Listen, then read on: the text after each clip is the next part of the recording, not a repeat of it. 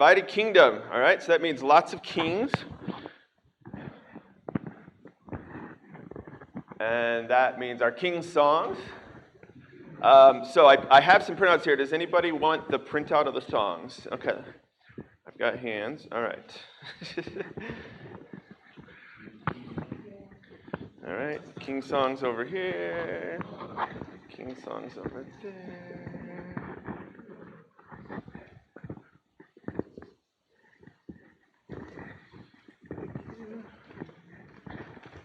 Oh, there's a lot of them. All right.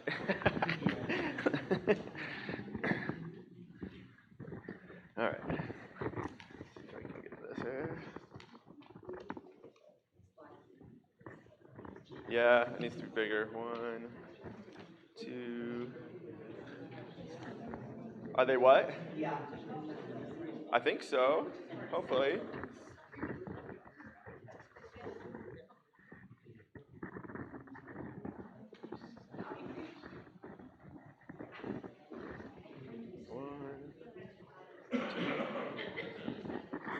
Okay. All right.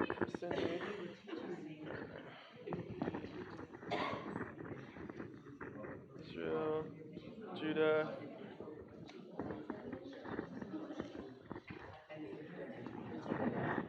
All right.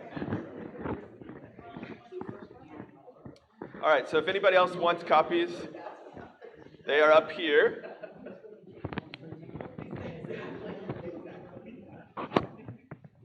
All right. So starting with the kings of Israel.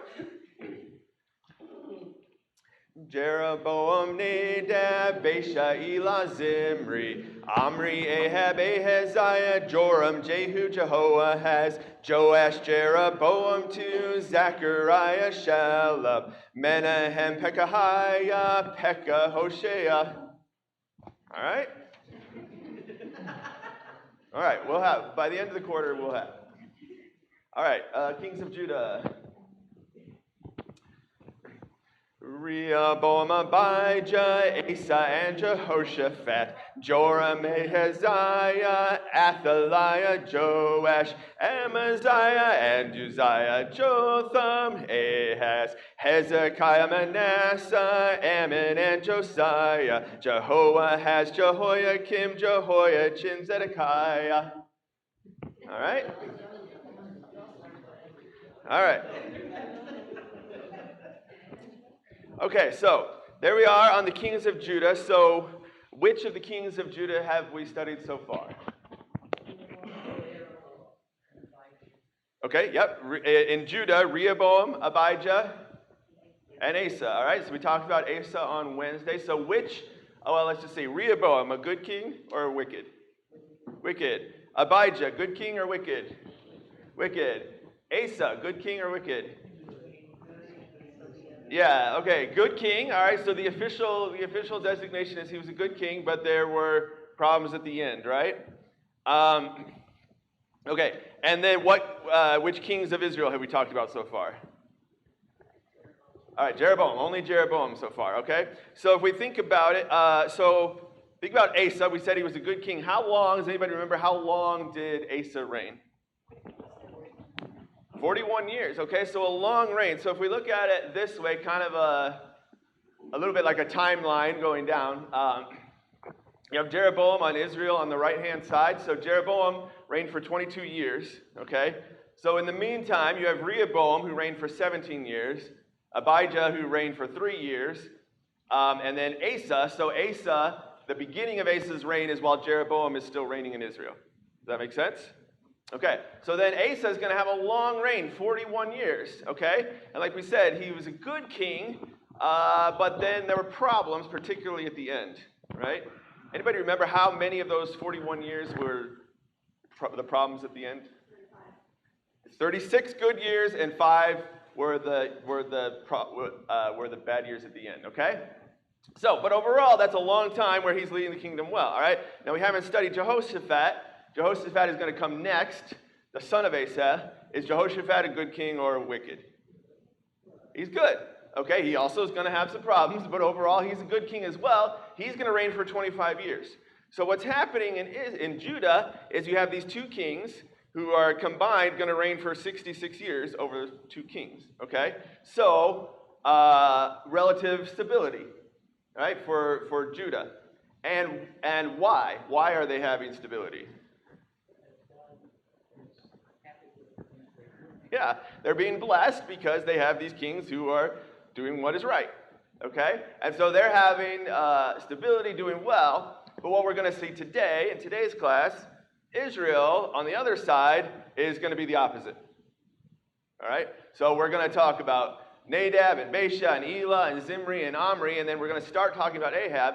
All of those guys are going to reign, at least part of the time, during the reign of Asa. All right? So we're going to kind of put aside Judah for a little bit because they've got a king reigning for a long time, and we're going to switch over and talk about Israel and what's going on with all these kings of Israel.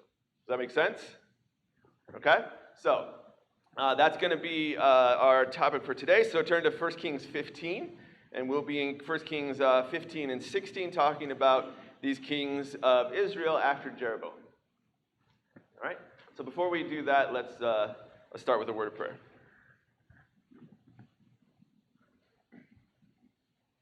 Our Almighty God, our glorious Father, we bring praise and glory to your name.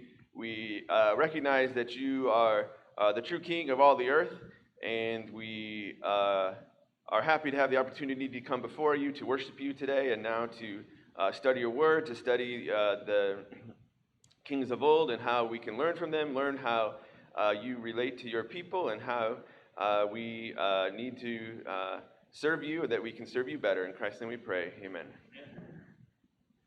Okay, so after Jeroboam, as we already said, Jeroboam was an evil king. What particular evil did Jeroboam begin?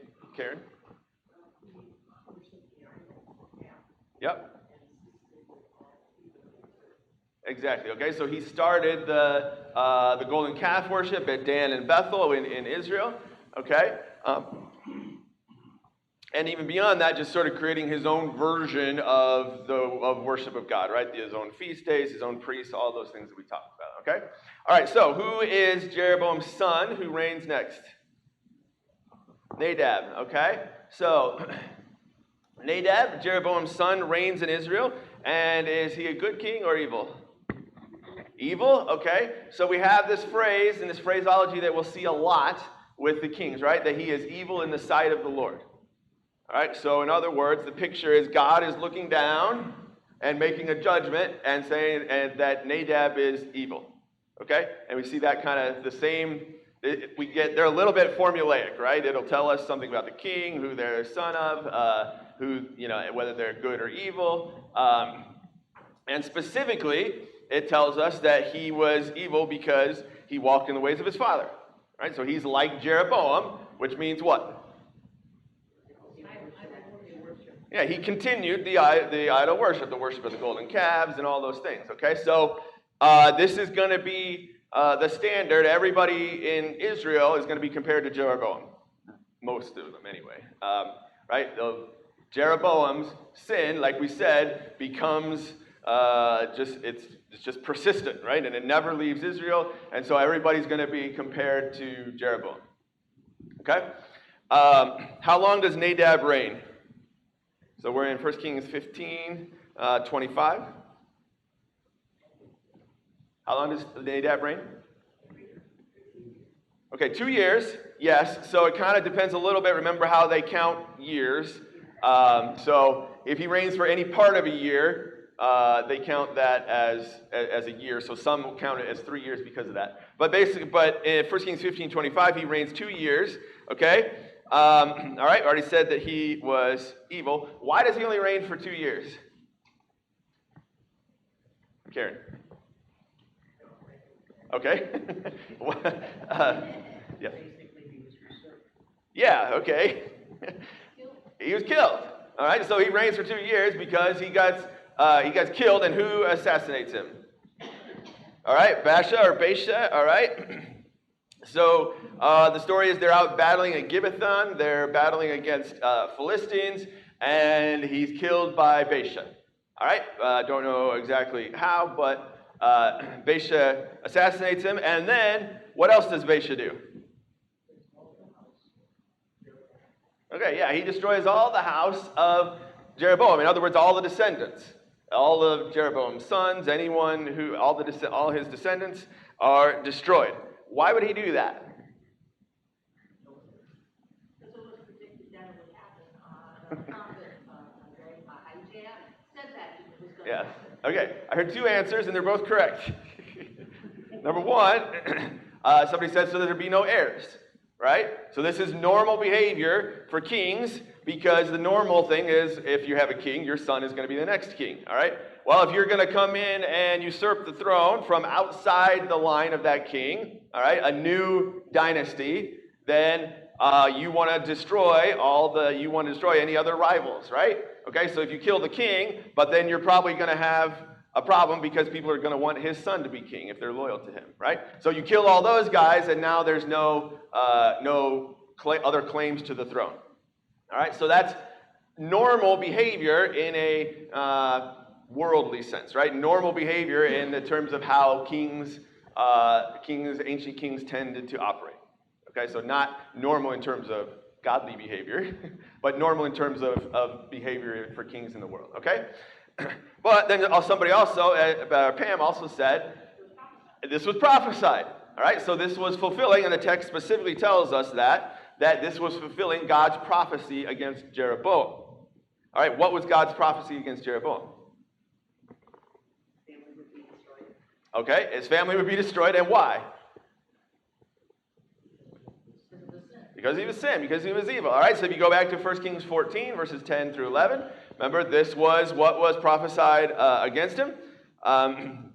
This was remember when his wife comes and asks about if their son would live. It comes to the prophet Ahijah, and the prophet Ahijah recognizes her, even though she's hiding, or even though she's disguised herself, recognizes her and gives her unbearable news, including that the son will die. But he goes much further, saying that that all of the house of Jeroboam will be destroyed, and you have there the whole the prophecy about those who die in the city will be eaten by dogs, and those who die in the field will be eaten by birds. Okay, so we don't have all of that detail here about where they died and how they died and so on, but we see that Baasha is the one who carries out that prophecy. So the point is, this is sort of normal kingly behavior, but God is using this to accomplish his prophecy against Jeroboam because of Jeroboam's sin. Okay. Comments on Nadab? Okay, so who's going to be the next king? Well, okay, yeah. First, Baasha, right? Okay, so Baasha is going to be king because he's assassinated Nadab. He's going to make himself king. And is he a good king or evil? Evil, okay. All right, if you didn't know anything about Baasha, how could you cheat and know the answer to that question? He's from Israel, okay? That's going to be the default answer for every single one of the kings of Israel, okay? All right, but just to be clear, he's evil in the sight of the Lord because he walked in the ways of Jeroboam. All right, so Jeroboam is not his father, no relationship, but he's still continuing that sin. He's walking in the ways of Jeroboam, all right? How long does Baasha reign? 24 years, okay? So he actually gets a relatively long reign, all right? But during that time, during his reign then, we go to chapter 16, 1 Kings chapter 16. Who appears to him? Jehu. And who is Jehu? Right? Okay, son of Hanani. Okay. Who was Hanani? We've seen him before. He was also a prophet. He appeared to Asa. Okay. And what was his message to Asa? 2 Chronicles 16. What was his message to Asa?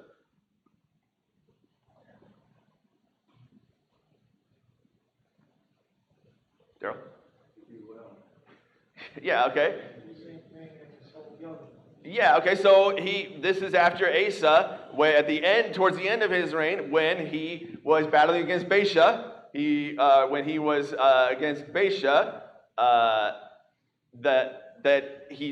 Hanani prophesied to Asa because Asa had gotten help from Syria. right? Instead of getting help from God. Okay? So you have and so Hananiah was the one who gave the great line about help me out here, that the eyes of the Lord are looking down to see those whose heart, to provide strong help to those whose heart is true to him. All right? But how did that go for Hananiah? Not well. Asa did not take the news well. What did he do to him? Threw him in prison. Okay? So now imagine you're Jehu, Hananiah's son, and God has told Hananiah to go to the good king, and this is the result that happened to, and that was the result that happened to your dad when he prophesied to the good king. Now God comes to him and says, hey, I've got a message for the wicked king of Israel. How are you feeling right now? Not very good, right? Okay. So I thought, so you want to be a preacher? You want to be the one who delivers God's message? Frequently, that is not a very easy job, right? Okay, but he does, and he obeys, so that's good. So he obeys, he delivers the message, and what is the message to Baasha?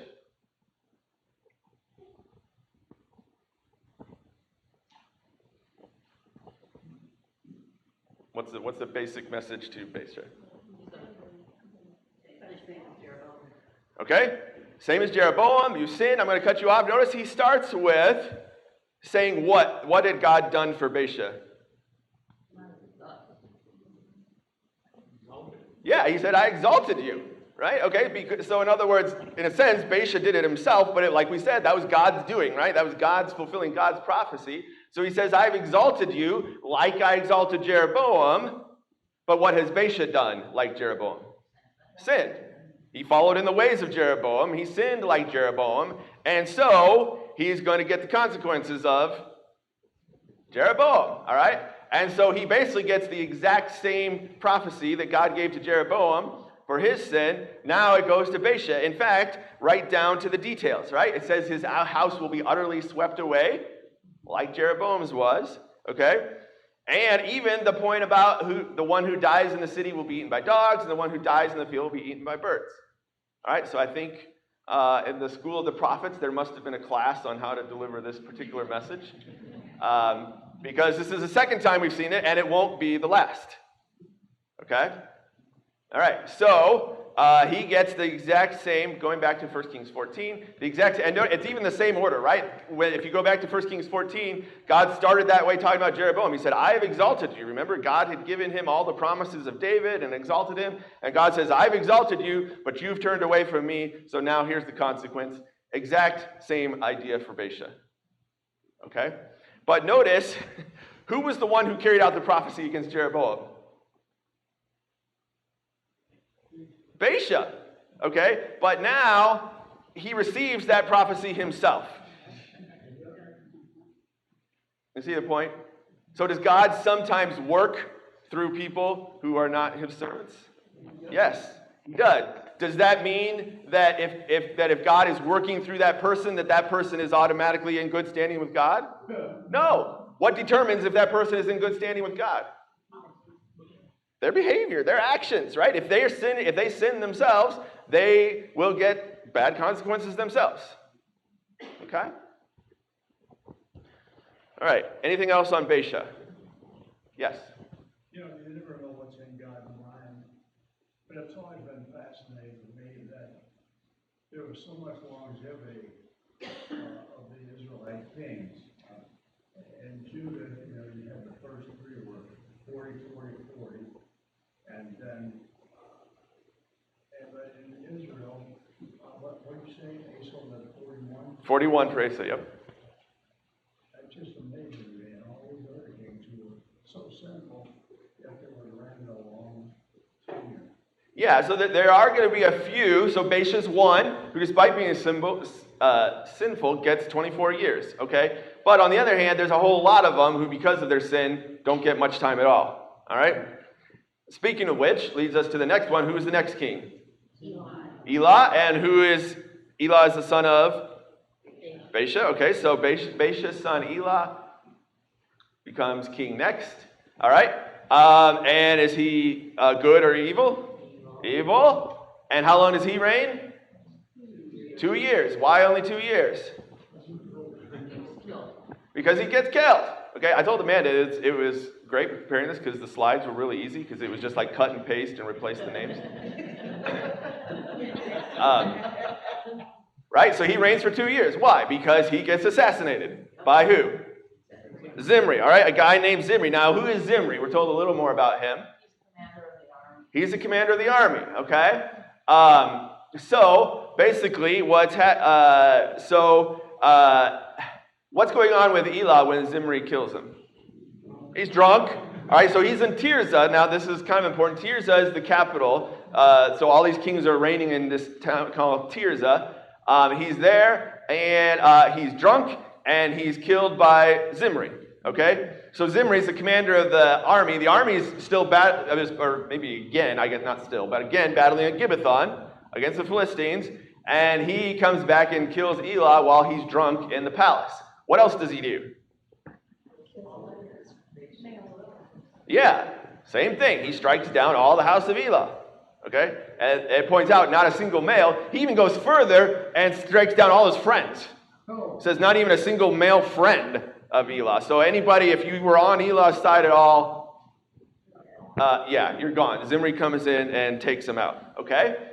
And so again, the exact same thing, the exact same logic on his part. But once again, this is fulfilling what? God's prophecy against who? Well, yeah, in this case, Baasha, right? But it's the same prophecy that went to Jeroboam, right? It was fulfilling God's prophecy against Baasha that Jehu just gave to, that we just read about Jehu giving to Baasha, okay? So it goes to his son, but he only reigns for 2 years. Again, exactly like Jeroboam, right? Goes to his son, Nadab, but he only reigns for 2 years before ending the line, okay? So, who's going to be the king? Zimri, okay? So Zimri, obviously, the whole point of that was to install himself as king. So Zimri makes himself king. Is he good or evil? Evil. He's evil. Not much bother describing his evil. Why? Yeah, because how long does he reign? 7 days. 7 days. All right? It specifically says he walked in the ways of Jeroboam. I'm not exactly sure how he promoted Jeroboam for 1 week, but anyway, I think the point is, this is the formula, right? He's evil, he walks in the ways of Jeroboam, he reigns for all 7 days, okay? So Amanda says he's 1 week king. Okay? Yes, see, I knew you'd appreciate that one. He's a 1 week king, that's how you remember, Zimri, 1 week king, okay? Because he reigns for 1 week, all right? So, what happens to Zimri? Okay, yeah, so he's attacked. So the army, remember the army's out at Gibbethon in Philistia at battle, and they hear about Zimri come and killing Baasha, and they say, we don't want that guy to be king. Who do we want to be king? Omri, okay, and who's Omri? Yeah, okay, yeah, he's also, right? Okay, so they make Omri, who's also a commander, they're going to make him king instead. Okay? So Omri goes up and attacks Tirzah, attacks Zimri in Tirzah in the capital city, yes? One thing that just is really clear right here is chaos. Yes. Just chaos. And that's exactly the point. And why is it chaos? They're not They're not following God. They're not getting the blessings of God. And so it's any chaos that would go in any other kingdom of the world applies here because they're living like the kings of the pagan kings. And so it's whoever has more power, whoever has more support, anything goes because it's a free-for-all because they're not following God. Right? That's exactly the point. Okay? So Zimri realizes that he's done for, and so he burns the palace down on himself. Okay? And so we're told specifically to the point that he died because of the sins that he committed. Okay? So, again, he dies because he's attacked by Omri and he's going to lose and he commits suicide, but again, this is the hand of the Lord. Right? Okay. So, who's the next king? Omri. Okay, so Omri's going to be the next king. Now, there's a little bit of there's a dispute about that. There's a little civil war for a while. This guy named Tibni, it says half of Israel wants him to be king, but over time, Omri's gonna win out. Okay? So, is Omri a good king or a bad king? Bad king. Okay, walked in the ways of Jeroboam, but there's a little more detail there. What else does it tell us about him? Okay. He was more evil than all who were before him. Okay? So think about all the kings that came before him. All right? Omri's worse. All right? Doesn't exactly describe that except to say that he was more evil. How long does he reign? Well, okay. 12 years total, right? 6 years in Tirzah, but then 6 more years where? Samaria, okay? All right, so we mentioned the Civil War. All right, so we're told he buys this hill, Samaria, okay, and what does he do with it? Yeah, he makes it a capital, all right? So he builds a fortified city there, makes it his capital. So this city, he just bought it from a guy named Shemer, and so he names the city Samaria and makes it his capital, all right? So I got some pictures for you here in a minute, all right? But this is the very beginning of Samaria. So from now on, often Israel will just be called Samaria, right? Because that's the capital city. So if you hear Samaria, think Israel, right? Kingdom of Israel, all right? But it's the capital city because Omri makes it that way, all right? Now, in the formulaic end of the discussion, I got to switch page, of Omri, it mentions in verse 27, so again, as it usually does, it'll say, now the rest of the acts that he did, they're written in this book of the Chronicles, and he slept with his fathers, and he was buried in Samaria, Ahab his son reigned in his place. In the middle there, it says, the rest of the acts of Omri that he did and the might that he showed. All right, so that's 1627. All right, so it talks about the might that he showed. Now, so it doesn't go into much detail about that, but the point is that he was a very strong king, okay? And even though the Bible doesn't go into the text, we know from various history and archaeology and so on, we know that Omri was a very powerful king politically. Okay, so he made the kingdom strong. He was a strong leader, a strong king himself. All right, to the point that other nations around them, will refer to Israel as the house of Omri, basically from now on. Okay, so even when Omri's gone, and even when his family is gone, even when his lineage is gone, people will reign who, again, are from a different dynasty, unrelated to Omri, but people outside Syria, Assyria, other nations will know Israel as the house of Omri because he was that powerful. So from now on, they're just kind of the house of Omri. All right, and I'm going to show you some things here in a second to show you that. Okay. So he was very powerful politically. He got the attention of other nations. Does God give him any special attention? No. Does he have a longer section of text talking about all the great things that he did, his power? No. It's just one little thing. Hey, by the way, this guy was really strong. Okay? Why does God not care? Yeah, he's evil. So in God's eyes, he's not any more important than any of the others. Right? Even though he's more important politically than others. All right, so first here we have, so this is a picture of Samaria. So that hill right there in the middle that you can see, that is Samaria. Okay, that's modern day Samaria. So remember, it says that he bought the hill of Shemer. Okay, so you can see that there, right? That's built on a hill. What is, just looking at that picture, what would you think about that as a place for your capital? It's high, it's good. Okay, it's high, it's good because it's high, right? It's built on a hill, right? So you can see that it's built on a hill, right? So you put your city on the top of that hill, and it's very hard to attack because anyone who wants to come attack you is going to have to attack uphill, right? You automatically have the high ground, and so it's very difficult to attack. You also see it's actually very green, right? Which is not necessarily typical for all of the land of Israel, right? So there was it was a very good place. There was lots of farmland and so on like that. This is looking from the north, and again, you can see all around it. All around it is valley, but that hill right there, that's Samaria. But you see there's mountains around it too. Yes. Yes, exactly. Okay. All right. So this is zooming in to the Acropolis, so the top of that hill that you just saw. So these are some of the ancient ruins of the time that go back to the time period of Omri and Ahab, his son. All right. So they think, there's some discussion about this, but amongst archaeologists, they think this was actually probably the area that was the royal tombs. Okay, so probably in this area, the kings were buried, like Omri, like Ahab, all right? So this is zooming in and actually looking down into one of those tombs. So kind of the interior of one of those tombs. So again, possibly someone like Omri or Ahab was buried right here. And you can go see that if you want, okay?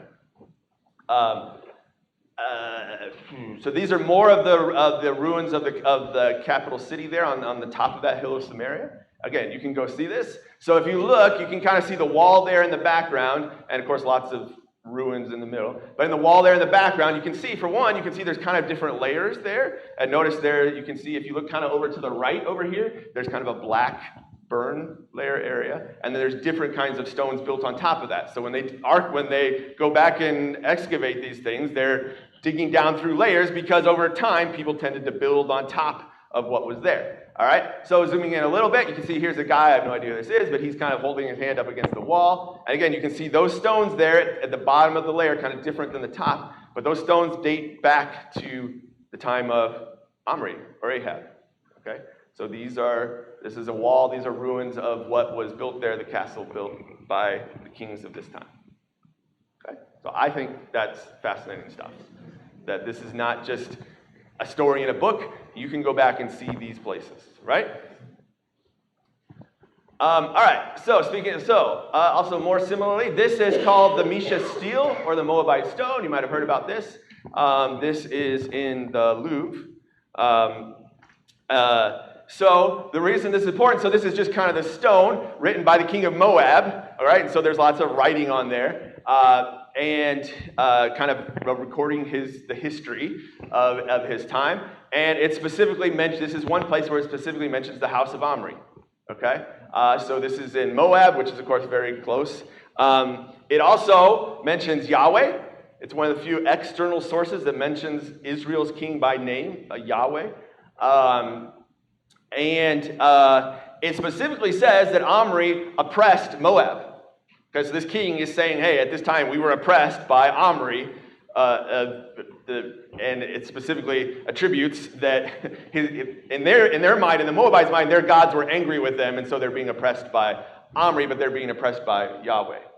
Okay, and so that's the whole idea here. And then it goes on to say, but then we rebelled against Ahab, who's going to be the next king, which is a specific event recorded in 2 Kings chapter 3.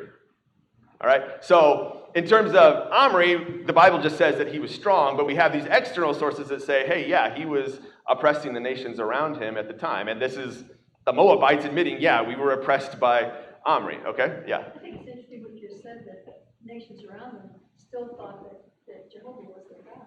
Yeah. Even though they weren't. At this point, they weren't. And Israel wasn't really worshiping Jehovah, although they kind of claimed to, they were worshiping the idols, but the other nations still thought it was Jehovah. Yes, and that kind of goes back to the thing we talked about before, that even in Israel's mind, at this time, they think of themselves as worshiping Yahweh to the point that other nations think of them as worshiping Yahweh. We know they're doing it in a pagan, in an idolatrous way, but in their mind, they're worshiping Yahweh. Okay? Okay, this is another similar, again, an artifact from archaeology. This is the black obelisk of Shalmaneser III. So this is an Assyrian. It's a tall, this is, I don't know, taller than I am, right? So, I don't know, 6-7 foot tall obelisk. And it's got drawings on the sides of it. And this is from Shalmaneser, who was an Assyrian king who comes later. All right, so much later. We're going to talk about him later this quarter. So this is an Assyrian, and so he's recording history through these pictures. On the one side of it, actually on the right side of this, I'll show you more details in different class. It shows a picture of King Jehu of Israel, who comes later. Okay, we'll talk about him later. And he's actually going to be the one who destroys the lineage of Omri's house. Okay? But it shows Jehu bowing down before Shalmaneser. But it calls him, in the text, it calls him Jehu of the house of Omri. All right? So I'm just making the same kind of point here that I already made, that even years later, even different dynasty later, even people who aren't actually related to Omri, in other people's mind, in other nations' mind, Israel is the house of Omri, because he was that powerful. Does that make sense? Okay. By the way, you can see this at the Isaac Museum, the Oriental Museum, right up at the University of Chicago. So you can go up there and see this. You can go up there and look at it and touch it. It's really cool. If you haven't done that, recommend it. There's lots of other good stuff there. Okay. It's a copy. The one at the Oriental Museum is a copy. The original, I think, is at British Museum. Okay. All right. So that brings us then to the next king of Israel, which will be who? Ahab. All right, the infamous Ahab, the most infamous king of Israel, infamous king of the Bible, and unlike the three amigos, not infamous because he's more than famous. He's infamous. Why? Because he married Jezebel. He married Jezebel. He's infamous because for his evil. All right, he's going to be a whole new level of evil to Israel. For whatever we've seen so far, he's going to bring a new level. All right? So, chapter 15 here, we're just going to have an introduction. We're going to have a lot more about Ahab in the chapters ahead, but just to give an introduction here. All right, so verse 29, so chapter 16, verse 29, 38th year of Asa. So in Judah, Asa's still reigning through all of this turbulence in Israel. Asa's still reigning in Judah. And now we start with Ahab, all right, the son of Omri. All right, get caught up here. All right, so we've already said he's evil. Okay, so he does evil on the side of the Lord. What else does it say about his evil? Okay, he also is more evil than all who were before him. So his dad got that designation, and now he gets a designation, which means it includes the evil of his dad. So he's just setting the bar, I guess, lower and lower, right? And notice the phrase, he did more to provoke God to anger. All right, so think about that phrase, and it's been used already, all right? It's been used about Jeroboam, and God has already said, when these kings do evil, they're provoking God to anger. Okay? So we kind of have the phrase poking the bear, right? Same idea. Obviously, an angry God is a lot worse than a bear. But it's the same idea, right? All of these kings who are doing evil, it's like they're provoking God's anger. Okay? And the whole point, without giving super spoilers, is eventually you can't just keep doing that forever. That's what this whole quarter and the next whole quarter are ultimately going to be about. Okay? Yes, God is merciful. Yes, God is patient. And God's patience is actually amazing as you go through this. But just think about king after king after king provoking God to anger. But there's a limit to that. You can't do that forever. All right? Anyway. All right. He reigns for how long? Okay, 22 years. All right. So this is a long reign, but that's not a good thing because that means it's a relatively long reign of evil. Okay? All right. So, specifically, what specifically did he do that was more evil than all the kings before him? He served Baal. Served Baal? Because of Jezebel. Because of Jezebel. All right, so you mentioned it earlier. All right. The text specifically says, as if the sins of Jeroboam were a light thing. Right? So in Israel, up until now, it's been, he followed the sins of Jeroboam, the sins of Jeroboam, the sins of Jeroboam. You get to Ahab, and now it's going to say, as if that were a light thing. God was obviously already angry about that. But as if that were no big deal, he goes and marries Jezebel. And who is Jezebel? Speaking of infamous. Okay, yes, she's from Sidon, all right? So this is an arranged marriage, a political marriage. He's making an alliance with the king of Sidon, a pagan king. So we know where Sidon is in the time of David and Solomon, right? Hiram was the king of Sidon. So this was the cities up in the north on the coast, and they were helpful to David and Solomon. But obviously there's a new king now, and what's his name? Okay, yeah, Ethbaal. All right, and what do you see right in that name? Baal. Okay, his name is Ethbaal, which means with Baal. In other words, he has a very close devotion. He's with Baal. It's right in his name. All right, so he's a close devotion to Baal. And so, through this alliance with Jezebel, that is going to introduce now Baal worship to Israel. So this is a new thing. So we've been I've been arguing that up until now, in their minds, they were worshiping Yahweh. That's not the case here. This is straight up, totally different God. Okay? And it specifically tells us that he builds a temple for Baal in Samaria. All right, so in his capital city, he builds a temple with an altar for Baal. Specifically says he made an Asherah, okay, another pagan god.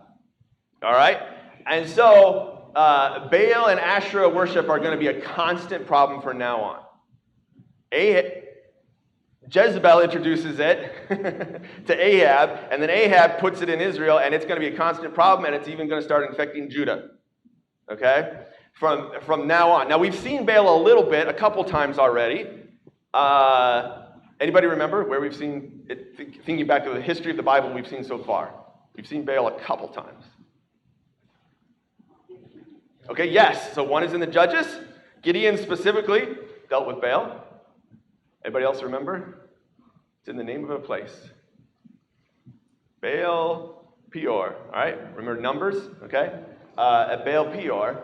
So we've had a couple incidents with Baal, but now it's going to be like Baal is the big problem. Baal and Asherah are going to be the constant problem from now on for Israel.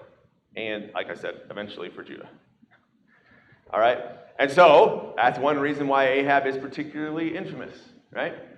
Okay, so again, unless we think these are just stories and not real people, this is the royal seal of Jezebel, which has been discovered. So we know what a seal was, kind of like a ring that they would put, on an official document. They would melt that into wax, and that would become their official seal. So apparently Jezebel was powerful enough that she had her own seal.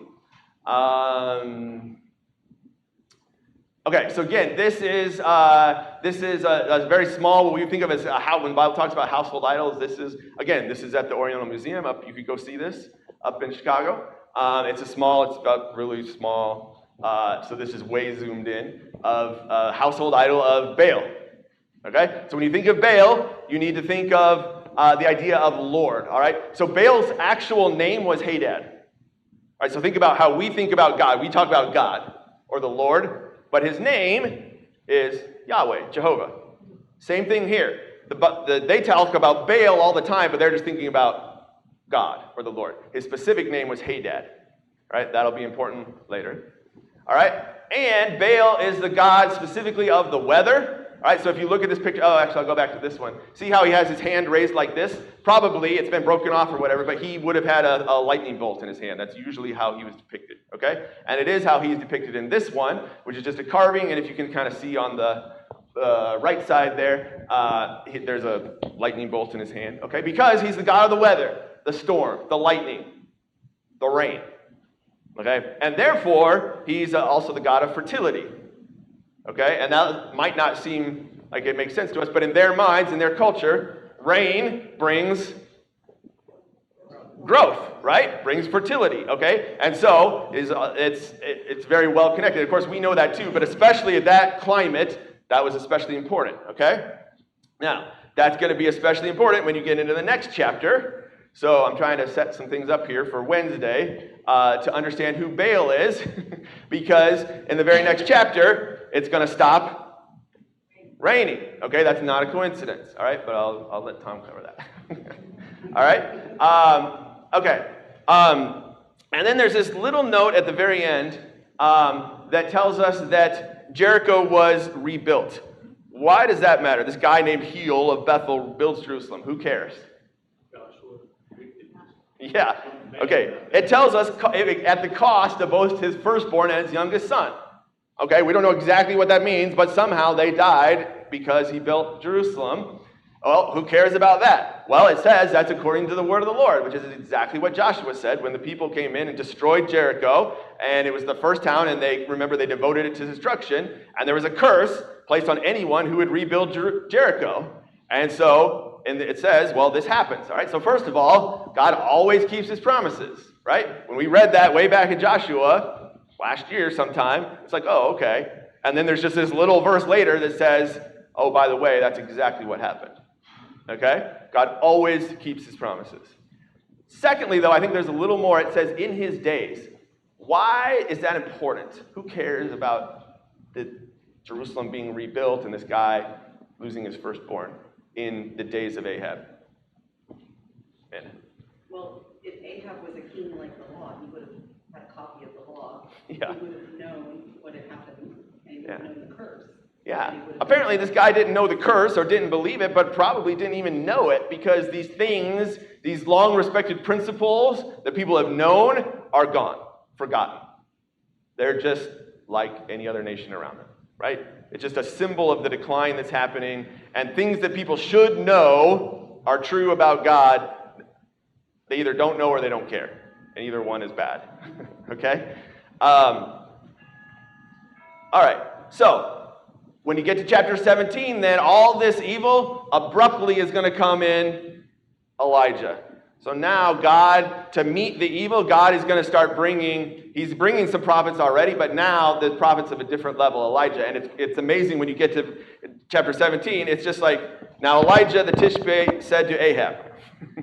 No introduction, just, hey, here's this guy who's going to come talk to Ahab. And all right, we're out of time, so I'll tell you another story about that later. But there's another really interesting thing about when you get into that, and we'll cover this starting Wednesday, but just think about all the things we talked about Baal and what God says and what God does here. Okay? So, enter Elijah. All right, so for today, God's going to have something to say about all this. This is not going to go unchecked. Right? Israel's moral decline leads to chaos. We mentioned that. They don't look like God's special people anymore because they're not acting like God's special people. So they're not getting the blessings. 1 Samuel 16, verse 17, we said this last week, man does not see as God sees. In man's eyes, Omri was a super important king. Does God treat him as any important? No, because God does not see as man sees. All right? And Ahab's bad marriage pushes Israel into evil and further evil. There's a lot of times when you start reading the text that Ahab, it seems like, might not be that bad of a guy.